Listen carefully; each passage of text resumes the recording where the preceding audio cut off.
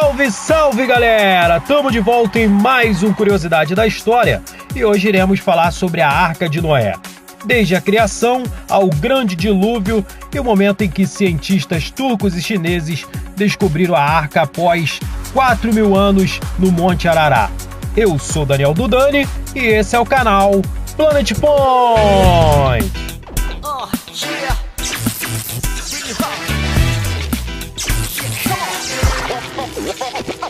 Um mundo corrompido, um Deus furioso, um homem justo chamado Noé, que construiu uma arca e sobreviveu a um dilúvio.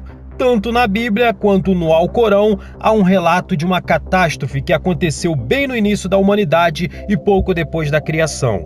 Um arcebispo do século 17 chamado James Aschel resolveu calcular o tempo desde a criação do mundo. E ele começou somando a idade de 21 gerações de pessoas do Antigo Testamento, começando, é claro, por Adão e Eva.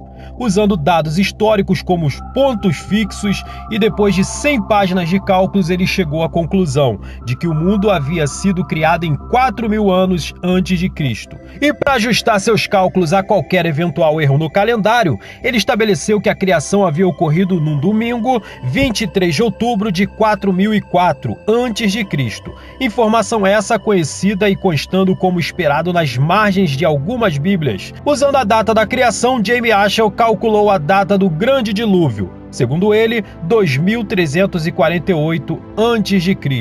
A história de Noé e da Arca é constada no livro de Gênesis, um relato das origens da terra e do homem. Segundo a Bíblia, os descendentes de Adão e Eva se esqueceram por completo da razão de Deus os ter colocado na terra e se deixaram corromper, então Deus resolveu puni-los. Em Gênesis 6, versículo 7 diz assim: "E disse o Senhor, destruirei de sobre a face da terra o homem que criei, desde o homem até o animal, até o réptil, até a ave dos céus, porque me arrependi de os haver feito." Segundo a Bíblia, foi cerca de 100 anos antes que Noé recebeu de Deus as instruções de como ele e sua família iriam sobreviver. Deus disse a Noé que construísse um barco bem grande, ou seja, a arca, e tinha que ser dessa forma. O comprimento da arca seria de 300 côvados, a sua largura de 50 côvados e sua altura de 30 côvados. Um côvado tem o comprimento do braço de um homem, do cotovelo até as pontas dos dedos, cerca de 45 centímetros. Sendo assim, esta foi a maior embarcação de madeira do mundo, a primeira maravilha feita pelo homem. Aproximadamente nos últimos 100 anos, caçadores de arcas invadiram o Oriente Médio e escalaram várias montanhas procurando pelo pico aonde a arca pudesse ter se assentado. Na Bíblia não diz a localização correta, a única coisa que ela informa é que a arca repousou nas montanhas do Ararat.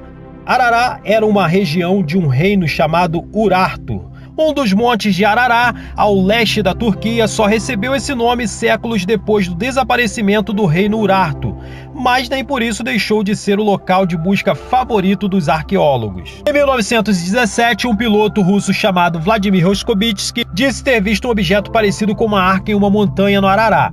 O czar Nicolau II da Rússia enviou uma expedição para investigar mais sobre a história. Mas a história depois disso ficou meio confusa, nenhum registro da expedição foi encontrado. Nicolau II afirmou que as fotos foram perdidas numa revolução daquele ano, e logo depois ele saiu do poder. Anos à frente, em 1950, um francês chamado Ferdinand Navarra trouxe um pedaço de madeira antigo do pico de uma montanha no Ararat, que foi datada no início da Era do Bronze. E daí o lugar teve grande interesse pelos caçadores de arca. Mas o guia de Ferdinand, não se sabe porquê, disse que Navarra não teria só descido com a madeira, como também subiu com ela meses antes, o que enfraqueceu novamente as buscas. Em 1959, um capitão do exército turco chamado İlhan Durupinar estava examinando imagens aéreas da Turquia, num local próximo ao Ararat, quando viu uma forma pequena como a de um barco preso ao monte. Alguns arqueólogos começaram a fazer a pé o trajeto até o local e acabaram encontrando uma enorme massa em forma de barco enterrada sob toneladas de lama e gelo. Além disso, também encontraram rochas entalhadas próximo ao local, o que seria, segundo eles, as âncoras dessa enorme embarcação. Em fevereiro de 2003, Porter Taylor, um professor da Universidade de Richmond, através do satélite digital Globe, ele conseguiu imagens perfeitas do local da grande embarcação encalhada. Nas imagens dá para ver o formato específico do que parece ser um navio, ou uma estrutura no formato de um barco, de ponta a ponta, num comprimento de 137 metros, com a largura de aproximadamente 23 metros. Lembrando que essas são as medições bem próximas do que a Bíblia informa sobre a Arca de Noé: 300 côvados de comprimento, 50 côvados de largura e 30 côvados de altura.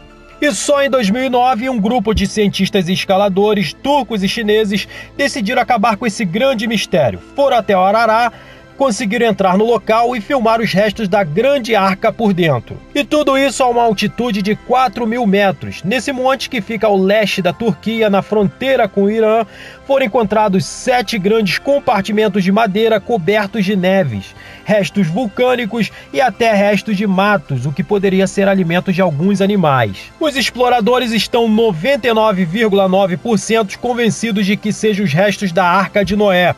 Acredite você ou não, foi na mesma área onde a Bíblia relata que estariam no pico de uma montanha ao redor do Arará. Para você que ainda não leu sobre a história da Arca de Noé e do grande dilúvio na Bíblia, veja no livro de Gênesis, do capítulo 6 ao 9. É realmente incrível, em especial no capítulo 9, versículo 8 ao 17, onde Deus faz um concerto com Noé e toda a sua descendência, e também com os animais. Ele disse que nunca mais destruiria o mundo em água novamente, e o sinal do seu concerto apareceria nos céus após as grandes chuvas, ou seja, o arco-íris seria o símbolo do concerto entre Deus e Noé. Mas aí, qual é a sua opinião a respeito desse grande acontecimento da Arca e do Dilúvio? Deixa aqui nos comentários para dividirmos ideias sobre esse assunto. Bom, por hoje é só, semana que vem tem muito mais, lembrando que nossos vídeos agora sobem aqui no canal às quartas em 1 minuto de conhecimento e aos sábados com muito mais curiosidades da história, sempre às 19 horas, beleza? Você que ainda não se inscreveu no canal, se inscreva, ative o sininho para receber todas as novidades em primeira mão, deixe o like de vocês, compartilhe com os amigos e siga o nosso canal nas redes sociais. É isso então, fiquem com Deus, a todos um grande abraço, beijo no coração e tamo junto!